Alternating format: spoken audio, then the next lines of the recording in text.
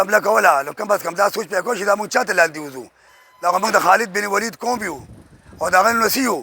د بیګۍ په غلا باندې حمله کړې او وساره ول وجازه غورځولي دي او انشاءالله موږ ټول پاکستاني قوم متفق یو او زموږ یو اتفاق دی او انشاءالله مودي سرکار ته ووره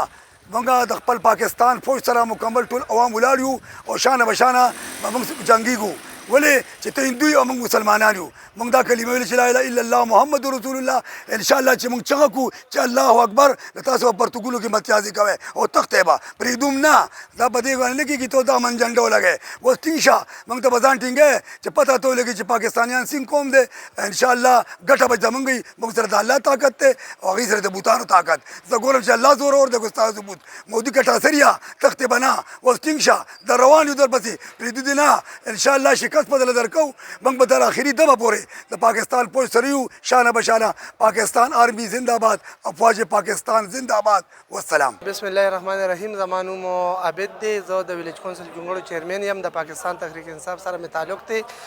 او نن زه یو خصوصي پیغام ورکول غواړم. کومه حمله چې بیګا انډیا کړې ده موږ د دې بھرپور مذمت کوو او الحمدلله په دې خوشحاله یو چې زمونږ پاکستان ایرفورس یا زموږ کم فورس دی او هغې د هغې جواب چې کوم دی نه هغه یو بهترین انداز او بهترین طریقې سره هغه ورکړی دی نو موږ د هغې دادګرنه کوو او انشاءالله موږ به د خپل فورس سره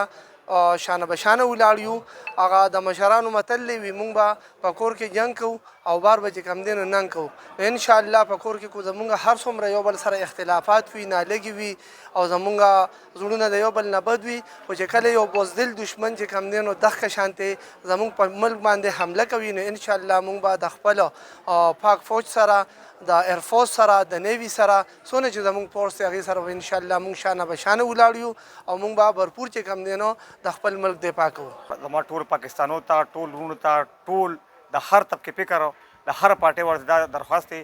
چې کله پاکستان باندې داسې کوم چې سخت را روانه او یا راغلې ده نو په دې کې به موږ شانه بشانه موږ د پاکستان فورس سره ولاړ یو او د هرې حملې به چې کوم دی موږ موتور جواب ورکوو. موږ کو یو خربه استعمال کړې ده موږ سره داسې قوت دی داسې فوج دی چې هغې د ډېرو سټونو مریل ته ماتې کړي دي. هغه تاسو ټول ته پته ده د ټولو دنیا سره جنګېږي. پاک فوج چې کوم دی نو کومه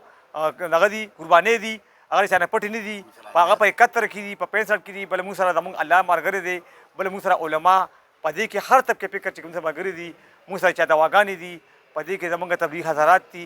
دې کې الحمدلله موږ سره چې د الله مدد شامل دی موږ سره د دنیا یو قوت هم سره شي کولی.